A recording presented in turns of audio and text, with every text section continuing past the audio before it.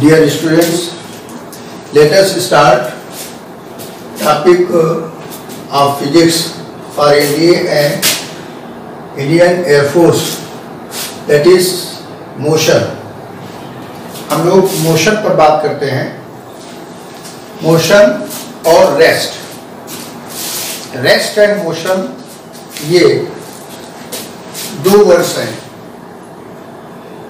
Rest and motion, इस पर एक बहुत बड़ा कंट्राडिक्शन शुरू से चला आया. सबसे पहले जब गैलीलियो ने कहा कि अर्थ रिवॉल्व्स अराउंड द सन, तो वहां के जो चर्च के फादर्स थे उन लोगों ने इसको अपोज किया कि how the earth revolves around the sun, कैसे पृथ्वी घूम सकती है. यदि घूमती है तो हमारे दरवाजे या ये चीजें कुछ कुछ होना चाहिए. जबकि फादर्स ये कहते थे कि the earth is stationary and sun is in motion. तो इसी इश्यू को लेकर के गैलीलियो को जेल में भेज दिया. Both were correct, but the platform of the taking of that data were different. दोनों ठीक थे. गैलीलियो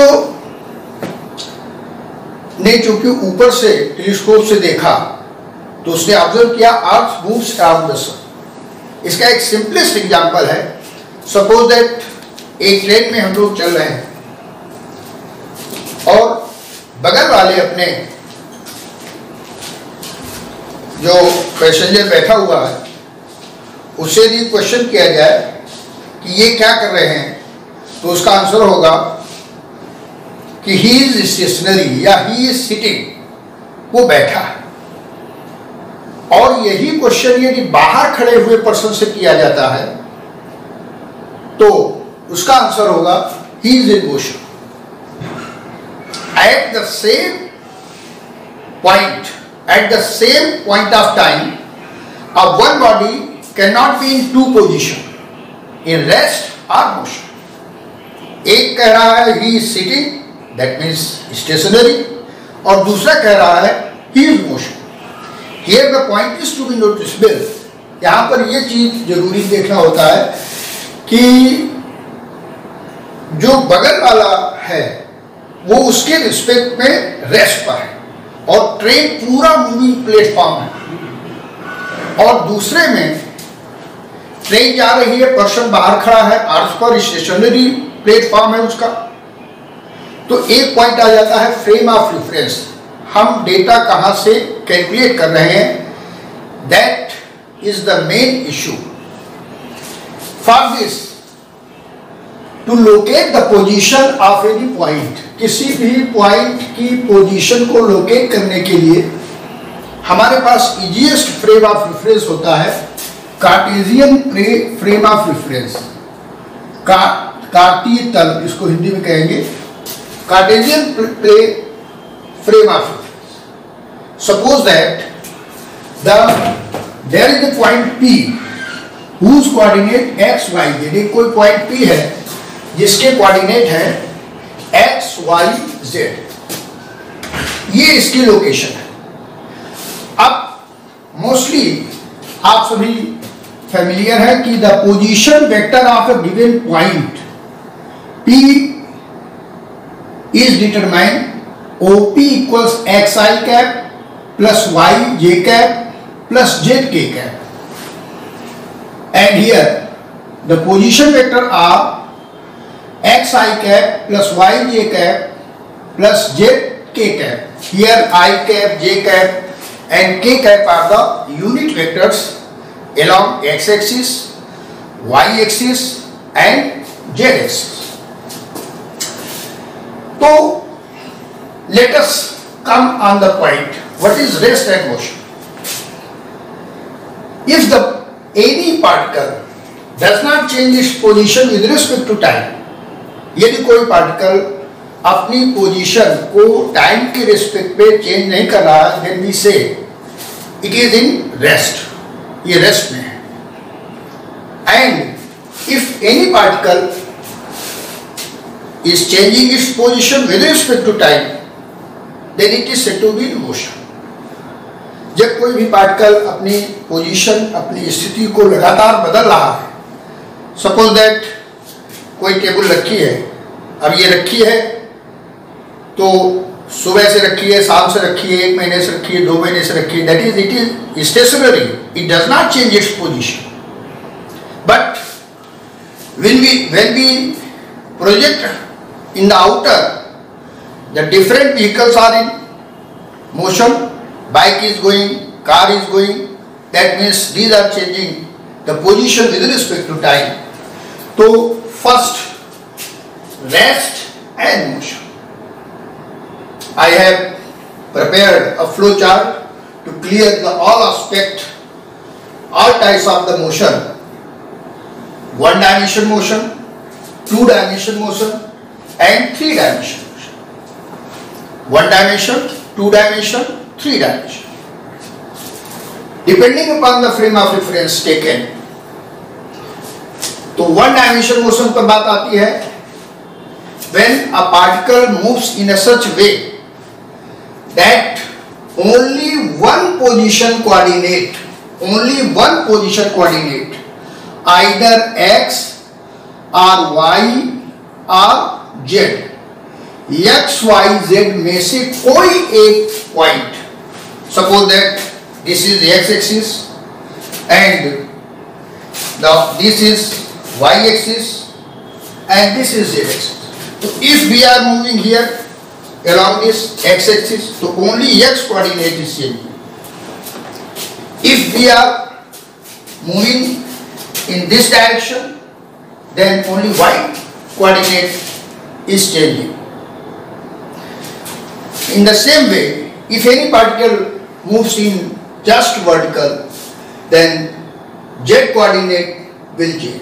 तो here out of 3 position coordinate में से यदि केवल only 1 position coordinate is changing with respect to time, then it is called 1 dimension motion. Another hand, 2 dimension motion. If a body or particle changes its position such that the 2 position coordinate x y, y z, z x, here if the particle moves this, तो इसकी position यहां पर ये हो गई, x y यहां आ गया, तो इसका x कोऑर्डिनेट एब्सिसा और ऑर्डिनेट यानी भुज और कोण दोनों भी बदल रहे हैं, तो यहां पर पहुंचे, तो एक्स वाई प्लेन पर मोशन है इसकी, तो इसीलिए इसको कहा जाता है मोशन इन प्लेन. तो again that means if particle moves in A such way, then out of 3 only 2 position coordinate are changing with respect to time. 2 position coordinate x y, y z और z x बदल रहे हो, तो उसको हम 2 dimension का best example होता है projectile motion, and another example is the uniform circular motion, यानी प्रक्षेप गति और एक समान वृत्तीय गति, यूनिफॉर्म सर्कुलर. 3 dimension motion में all 3 position coordinates are changing. All 3 position coordinate x, y, z are changing with respect to time. तीनों टाइम के रिस्पेक्ट में बदलते हैं. इसका एग्जाम्पल, इजीएस्ट एग्जाम्पल हम ले सकते हैं, a kite flying in sky. तो इसमें तीनों पोजीशन कोऑर्डिनेट लगातार बदलेंगे, और इस पर अभी हम लोग यहां फोकस नहीं करते हैं. एनडीए और एयरफोर्स या एनए इनके एग्जाम्स में जो भी आएंगे वो केवल 1 डायमेंशन, 2 डायमेंशन और 3 डायमेंशन. फर्स्ट, अब हम बाइफरकेट करते हैं इसको, स्ट्रेट लाइन मोशन को बाइफरकेट करते हैं straight line motion or one dimension motion with constant velocity. कोई भी पार्टिकल यदि स्ट्रेट पाथ पर जा रहा है, स्ट्रेट लाइन पर जा रहा है, only one position coordinate is changing, then उसकी कंडीशन है with constant velocity, that means acceleration will be zero, कोई भी त्वरण नहीं होगा, उस पर कोई भी एक्सेलरेशन नहीं होगा। तो ऐसी सिचुएशन पर प्रॉब्लम्स को सॉल्व करने के लिए हमारे पास फार्मूला होता है speed equals distance upon time. इस पर और भी फिर ब्रॉड में आगे बढ़ता है average speed and so on. Another with acceleration, इसमें रिटार्डेशन भी हो सकता है। विद एक्सीलरेशन यदि त्वरित गति कर रही है तो उसके दो कैटेगरीज पॉसिबल हैं। One, the velocity with constant acceleration, और ऐसी प्रॉब्लम्स को सॉल्व करने के लिए हमारे पास ये all of you are familiar, आप सभी परिचित हैं इन फार्मूलों से। v equals u plus at, s equals ut plus half at square and v square equals u square plus 2as, and the distance travelled by the particle in last tth second, अंतिम tवें second में चली गई दूरी जो होगी u plus half a 2t minus 1।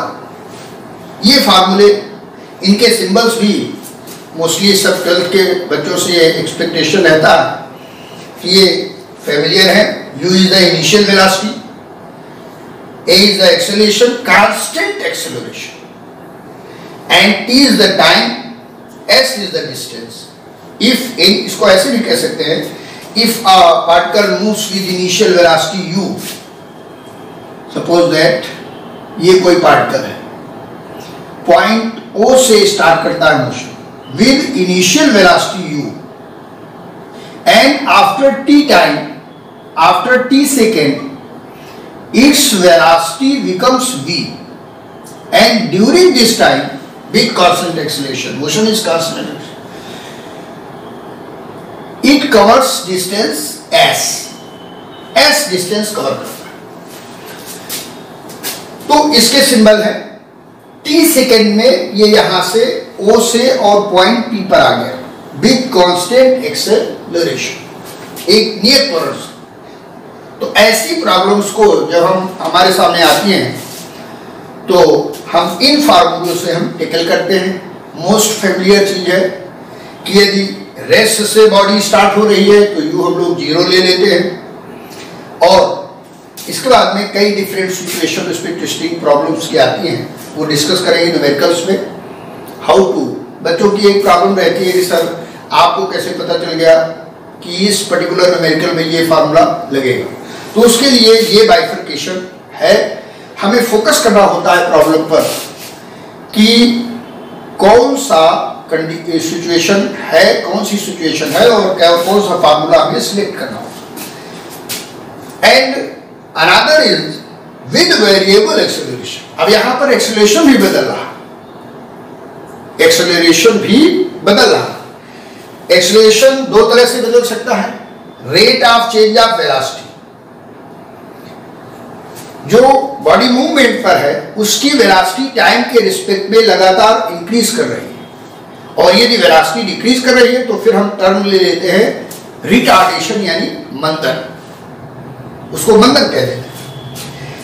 Acceleration यदि distance के टर्म्स में देखा जाए तो इसको हमने आगे किया है dv upon ds, ds upon dt।